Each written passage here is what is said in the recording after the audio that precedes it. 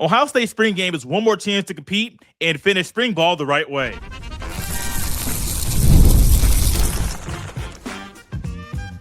You are Locked On Buckeyes, your daily podcast on the Ohio State Buckeyes. Part of the Locked On Podcast Network, your team every day. I am Jay Stevens. During today's show, we will discuss why Ryan Day is happy the NCAA got rid of the spring portal, as well as Ryan Day's approach to playing more guys at multiple positions. But first, the spring game is almost here. We've been talking about this since the end of last season. Looking forward to the end of spring practice where you get to see guys like Julian, Sayin, Jeremiah Smith, Qua Russaw, Christian Allegro, a lot of players, some that have been there for a while, some that are transfers. You get to see them in the scarlet and gray, inside the shoe, showcasing their hard work for Buckeye fans. And this is a great time. It's a great period of the offseason where you get to get a glimpse, a small peek at what Ohio State football might be in the fall. And while this is the end of spring ball, there might be guys out there that know that there are certain things Ryan Day is going to do to push them to compete. There are going to be certain things fans might expect of them. And no matter what you think of fans or Ryan Day, you must look in yourself and say, we're not done until this practice is over, and we must compete the entire time. We must fight to the end every single play, because that's what you're going to – that's going to carry over to fall camp, and then ultimately it will carry over into a college football Saturday. Ryan Day has been pounding the table, not just this offseason, but every offseason for Buckeye players to compete in everything. It's one of the things that Earl Little Jr. mentioned when talking and asking him, when someone asked him to really describe the differences between Alabama, Florida State, and Ohio State. It was literally them competing in everything, and specifically in the weight room, competing in everything you do. And that must happen on Saturday. It absolutely has to. There are some position battles that are already closed, that are over. We talked about one of them being QB2. Will Justin Martin or Tavian St. Clair take that title? I think clearly it is Tavian St. Clair's, and I don't see him letting that one go to Justin Martin. We've talked about guys on the D-line as far as who's going to start opposite Kenyatta Jackson. I don't think that one will be over at the end of spring ball, but Qua Russaw, Beau Atkinson, Zion Grady, Evan Ciantinelli, all these guys are striving to make a name for themselves so they can take that title of being a starter opposite Kenyatta Jackson. And so there are things that are still up for grabs. There are things that are closed books and chapters in this offseason. But that doesn't mean you shouldn't compete. If you are the starting quarterback, Julian saying, you can't go in this thing and say, oh, I'm just going to lay an egg. I'm not going to be someone people can touch. I want to have that different jersey on so everyone knows. You see those colors? Stop, put your foot on the brakes, and don't get close to me, because you got to keep me upright, to keep me healthy for the season. Sayin can have that mindset. He can just take a few plays off. But Ryan Day knows if Sayin starts taking plays off now, that could lead into summer workouts. And then that could lead into fall camp. And what could end up being the result would be something no one would want, which is that following him into the regular season, where Sayin is going to be one of the Heisman favorites this year. He was a Heisman finalist a year ago. And if he starts taking plays off, the Buckeyes might not win all the games they're supposed to in the fall, but also that will lead to other players taking plays off too. If your leader is doing it, if your quarterback is taking plays off, if he is not fighting to the end like he needs to, my goodness, if I'm a freshman quarterback, if I'm a second year corner, man, if number 10 is doing it, man, I can do it too. I mean, somebody say he's the golden boy. I'm not going to go that far. But he's a Cali kid, Cali cool, and if he is just going through the motions, other players will too. Well, one thing Ryan Day is doing right now during spring practice, leading up into it, is having a format that it won't force guys to compete, but it's going to separate the guys that are true contenders and competers and guys that are, well, it's kind of going through the motions. Ryan Day said roughly the first two series or first couple of series in the spring game will be a thud or a tempo, but then the rest of the spring game will be full contact. When I hear full contact, I know Jeremiah Smith won't be out there. Julian Sayin will be out there a little bit, but not consistently. When you have a couple of younger quarterbacks that are going to get some run as well, Sayin may come off the court. They're down to potentially 3 running backs with Legend Bay having a hamstring injury. He's likely out for the spring game. And then I believe it's Turbo Rogers, who's also dealing with a little injury as well. So that leaves you with just a few running backs that can tote the rock. Well, that's great, but they can't take plays off. They can't do it. They must go out there and compete. And I'm looking to see who is a heavy hitter. Now, up front, the O-line, D-lines, those guys aren't going to take plays off. Those guys have to go all out. That's one thing about playing on the O-line or D-line in practice when everyone else is going shells and they aren't being as physical as normal. Buddy, you still got to get your hand placement right. You got to get your footwork right. Got to get the pop on the pads the opponent is wearing. You got to get that right. I mean, those things have to be on point every single time. And so for the offensive lineman, defensive lineman, when Ryan Day's saying full contact, they're like, hey, Ryan Day, it's full contact for us every day of the week. Every day that ends in Y and twice on Sunday. We don't take a playoff. We can't, because if we do, we saw what happens when the O-line doesn't get the job done. Number 10 is going to be on his backside over and over and over again. And so they must compete. And I love it. There may be some people thinking like, man, do you really want these guys to tackle in the spring game? Absolutely. And that physicality is going to carry over to the fall, carry over into the spring, fall camp and into the season. It's going to carry over. I believe this spring practice session has been very, very physical. It's been intentional, and it's been at a pace that those that have been able to watch multiple practices have been able to see how intentional, how physical, and just the pace that Ohio State is playing at. It might be unlike any other team in the country. I can't say it is because I haven't seen USC practice. I haven't seen Oregon practice. I've seen a little bit of IU on the YouTube. I've seen a little bit of some other schools on the YouTube, but I haven't really seen Michigan State. Some of the other schools, I haven't really seen them practice. So I can't say it's better than everybody else. But for Ohio State, they know the pulse. They know the tempo. They know what needs to happen for the Buckeyes to be everything they need to be this year. In the season, they know how to push the right buttons now that'll carry over into the fall. Now, when you hear full contact, you hear tackling, a lot of fans will get a little nervous and think, no. You talking about like having a limited number of running backs. You talk about having a few multiple, I think it's up to 3 offensive linemen that are currently out right now. You sure you want to go all out? Sure you want to go be that physical? Yes, absolutely. Why? Because it's football. It is absolutely football. Getting hit, getting that wear and tear, getting those calluses on your body, it'll help prepare you physically and mentally for the season. You don't want to roll into a football season and having very limited contact or physicality in the offseason leading up to the year, because if that's the case, buddy, you're going to have another thing coming, because the first hit, your bell's going to be rung and you're like, oh, the season is here. The season is here. And so I'm all here. I'm all for it. I am all for it. When you take some of those guys off, some of those established starters, I don't expect Kenyatta Jackson to be out there past the first couple of series. Earl Little, I don't think he'll be out there. Jalen McClain will be out there past the first couple of series. You may get James Smith and Qua Russaw, some of the newcomers, to be there, Christian Allegro, but you're going execution. I don't think he'll be there past the first couple of series. JJ, Brandon Inniss. I mean, some of those guys won't be there past the beginning portion of spring ball. But if I'm a guy like a Chris Henry, hey, let's go to work. But if I'm a guy like Devin Sanchez, let's go to work. If I'm a guy like Peyton Pierce, who might not be out there for a little bit, but who wants to make sure that the physicality and the intensity he plays with, it feeds into and it fuels guys like TJ Alford, Raleigh Pettijohn, to make sure that they are being guys that are competing and literally fighting to the end of spring ball. Because if you compete now like you need to, that will help you compete like you need to at even bigger and better when the season starts Labor Day weekend. Speaking of when the season starts Labor Day weekend, that might be the point when Ryan Day showcases a bigger rotation at multiple positions. Why would Ryan Day make that move now? We will discuss that after the break. This is Locked on Buckeyes. This episode is brought to you by TurboTax. It's tax time, but for a lot of us, the old way of doing taxes is a lot. Trying to book an appointment is not the most convenient. Sitting in a waiting room with a stack of papers, emailing back and forth, and wondering if they really get your situation. But this year, you're getting a major upgrade. Intuit TurboTax now has in-person locations nationwide. You can meet face-to-face with a real tax expert, and your documents get uploaded straight to your TurboTax app on the spot. And just like that, you're done.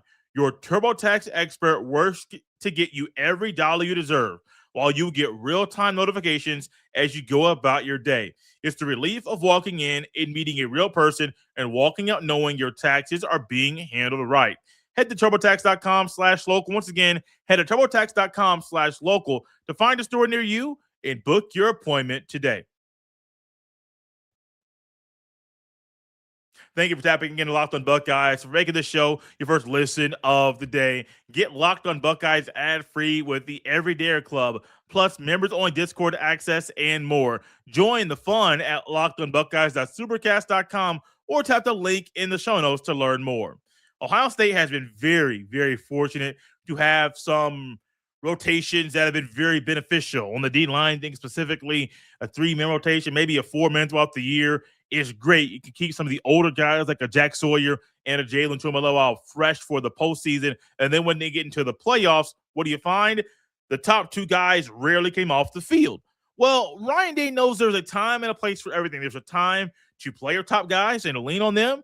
There's also a time to not lean on them and to look at the opportunity in front of you and say, how can we go about this playing the most guys to keep us not only being the freshest, but to help us have a different and go and attack in a different way this year. But also you got to wonder, as a coach, you have to wonder if you brought in enough guys to rotate.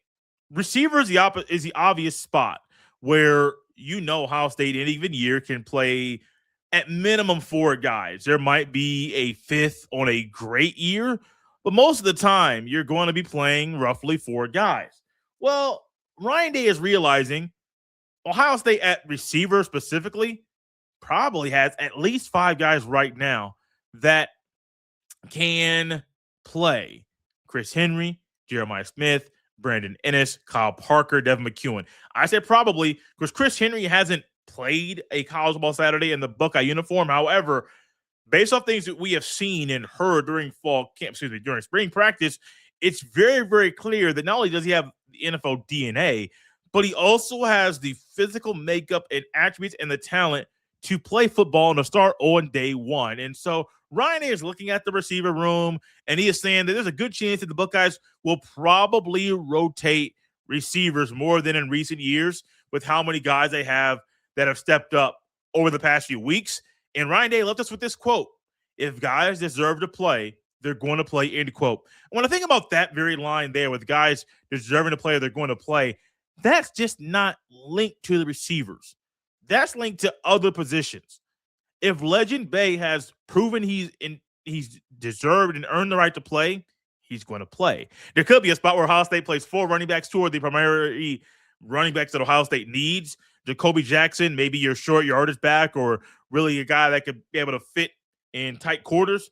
But Legend Bay could be somebody that can play a little bit of receiver, a little bit running back, be a returner, and he could play a little bit of football this year, and that would be an added bonus and boost to the Buckeyes team. On defense, you can see a 4-man front. You can see a 3-man front. You can see a 3-man front with various players.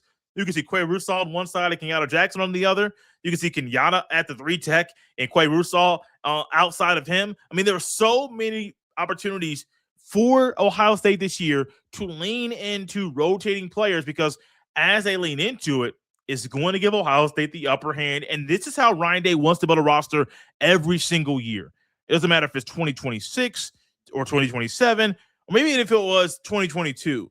Every single year, as I went back in time, I think about the desire that Ryan Day has always had to make sure that you have enough guys out there that you don't need to simply rely on the older guys. But if you have to lean on the older guys, they'll get the job done.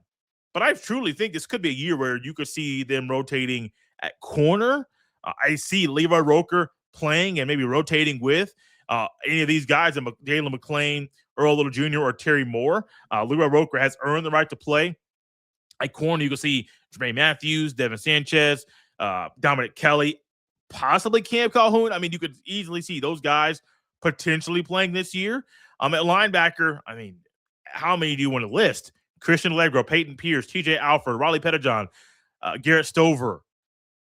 I could go on. Cynthia Johnson's been making waves too and flashing a little bit. There are numerous players that, if you see Ohio State only has 3 starting linebackers, but Larry Knight views 4 of them as starting linebackers, that's another case for those players to play. but you have to earn the right to play. I mean, it's rocket science, is it? I'm not the smartest guy in the world. I mean, I was okay in school. Wasn't the smartest kid. Wasn't the sharpest pencil in the room. I wasn't like that. I wasn't that. But I realized if you've done a lot of good things and you've proven that you can play, most coaches at Ohio State will find a way for you to play. They're not stuck in their ways. Now, Hartline had his way. Hartline was a 3-receiver guy. He may rotate and bring in someone else to help out a little bit, but he's going to play his top guys and let it ride. Zach Smith before him, Zach Smith was someone that was going to play his guys, but there may be 5 or 6 of them. And when he did that, we saw Ohio State's offense be elite at passing. I mean, you think about Johnny Dixon, KJ Hill, and all the other guys that played there. You're thinking, like, my goodness, is it really worth it? Absolutely. It is definitely worth it. I don't believe you should rotate on the offensive line. I'll hit that button right now. I've never been a believer in rotating on the offensive line. I know it worked for Ohio State in the 2024 season when they won the national championship. Yes, that's a one-off. That's something that actually happened. However, in the grand scheme of things, if Ohio State was healthy that year, you don't see them rotate on the O-line. Then again, you might, because Tegra was always a weakest link. He did start every game that year. And so they may have seen them rotate, not because they needed to, but really out of necessity. Or, here's a crazy thought, newsflash, you can pull him off the field, put somebody else out there that's competent and good enough to play and be a starter at that spot, and then roll with it that way. Mind blown. I can't do the emoji. I don't have the effects right here on the screen. But as you see me right now on the YouTube, literally the emoji on my phone is in my brain right now. I mean, mind blown, right?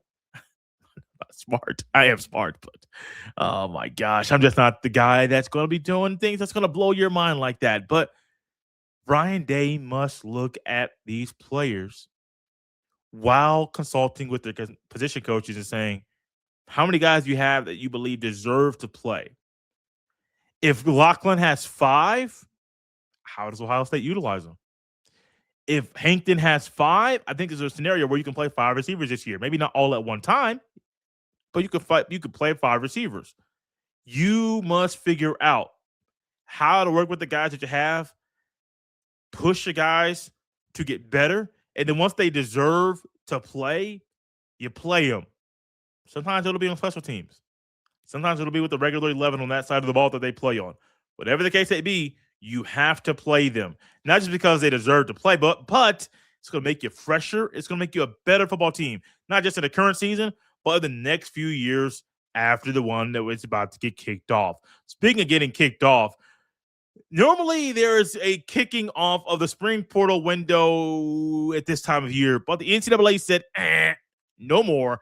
That's gone. And when the NC2A kicked off and kicked away the spring portal window, Ryan Day was happy. Why does Ryan Day like not having a spring portal?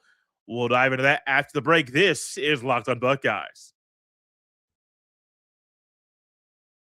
This episode is brought to you by FanDuel. The NBA playoffs are here, where every possession matters, every matchup is magnified, and every game can swing a miss. And right now, FanDuel is giving new customers a great way to get in on the action. Here's what I like about it. You can bet just $5 and get $250 in bonus bets if your first bet wins. The app makes it easy to follow the action with player stats, trends, and matchups all in one place. And during the playoffs, that extra insight really matters when you're looking at stars, role players, and key moments.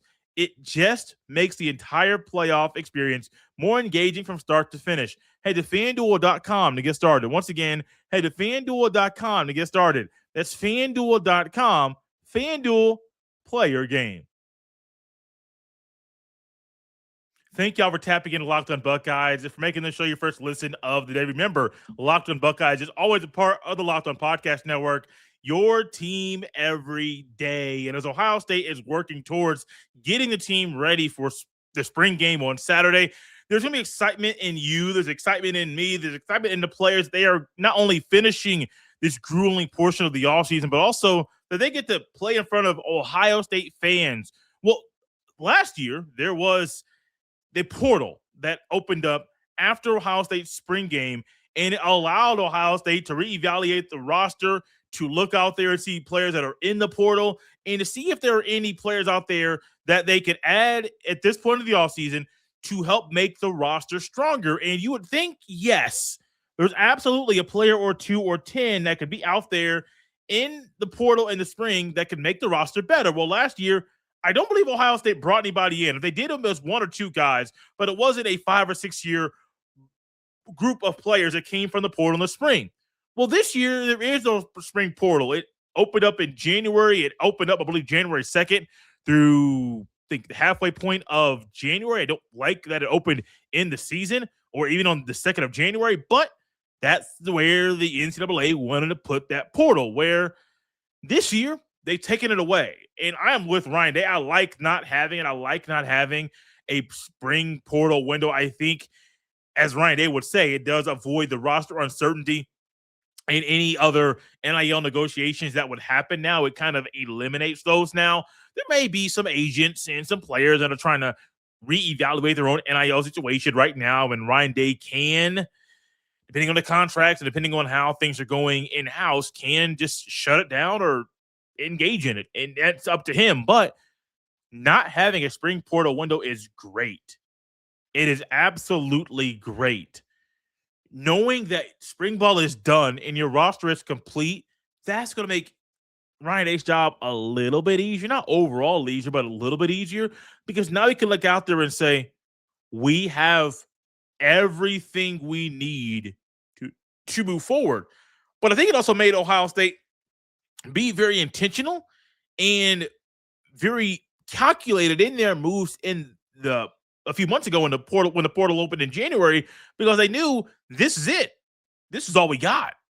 We can't try and just miss on and whiff on a couple of the guys. No, this is all we got. We have one shot. And when you have one shot, you must make sure that you knock it out of the park. That's exactly what happened. They knocked it out of the park with a lot of the guys they got. I will harp on guys like Earl Little Jr., Qua Russaw, James Smith, Hunter Welsing, the tight end that came in. There's another one that came in as well.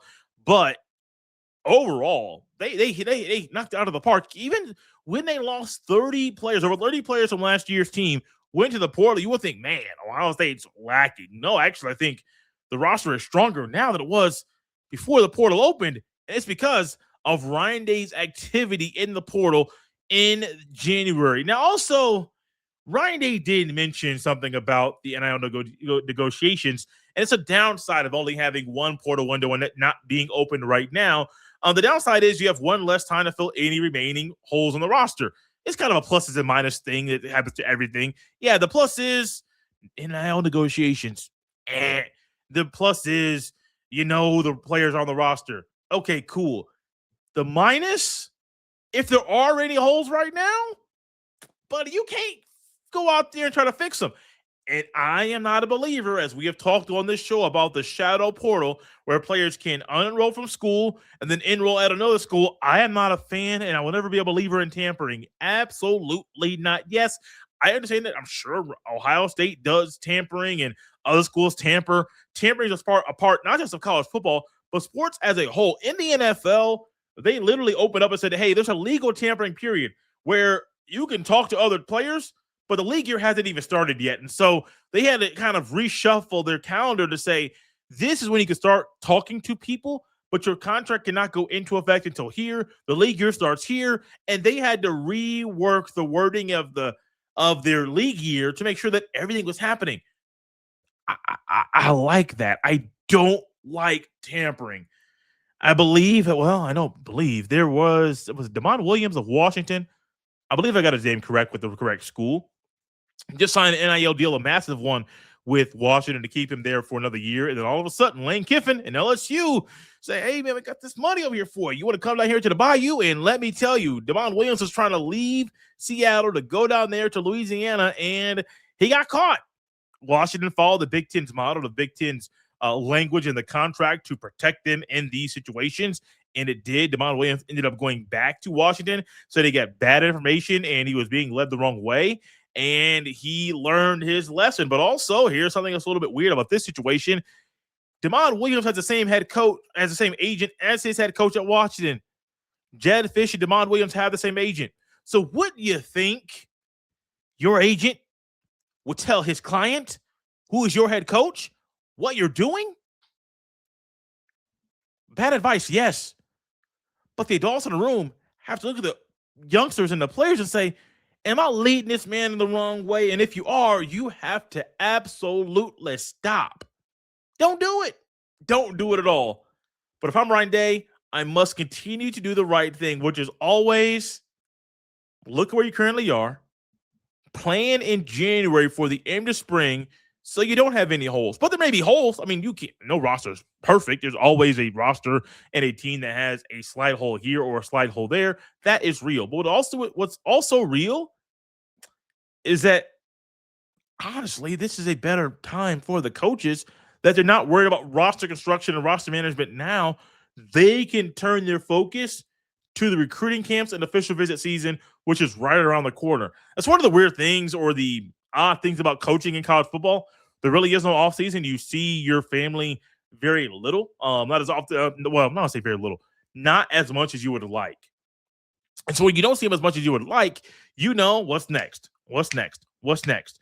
I don't know the vacation schedule. I know that they have opened things up for coaches to have some extra time, extended time away from the office with their families. I don't know how much downtime they have between April 18th and the recruiting camps and when they can go around and travel to different places. I am not sure, but I do know this is around the clock situation. And imagine if you are James Laurinaitis and you are getting ready for the spring game, getting the guys in your room ready, and then all of a sudden you got to go on a recruiting visit. You got to worry about recruiting. You have to also worry about, we got to worry about filling a hole because one of the linebackers you thought you could lean on this year has gone to the portal. Imagine how that would be for Laurinaitis if that was a reality for him as a coach. It wouldn't be fun. It wouldn't be fun at all. But that's not the case. If I'm Ryan Day, I would always push and push and push to make sure that this doesn't happen. And the spring portal isn't a thing. But if it comes back, if they open it up and have it again, you got to figure out how to stay on top. It's hard, but that's why they pay Ryan Day the big bucks. Thank you for tapping into Locked On Buckeyes and for making this show your first listen of the day. Coming up later today will be a bonus episode of segment I did with Spencer McLaughlin of Locked On College Football, looking at Ohio State spring game, some questions I have, and players to watch that we will all be focused on when the Buckeyes kick off their spring game on April 18th, this coming Saturday at 12 noon on the Big Ten Network. If you never miss an episode, the Everydayer Club is built for you. Get Locked On Buckeyes ad-free, plus members-only Discord access, and more. Head to lockedonbuckeyes.supercast.com to join the club. For those of you on video, we send you to the first ever 24/7 national Locked On Podcast Network YouTube channel. On audio, make sure you make your second listen Locked On College Basketball. You can follow me on any social media platform or jstevens07. Send every email to jstevens317@gmail.com. This has been Locked On Buckeyes on a Tuesday. We'll see you next time.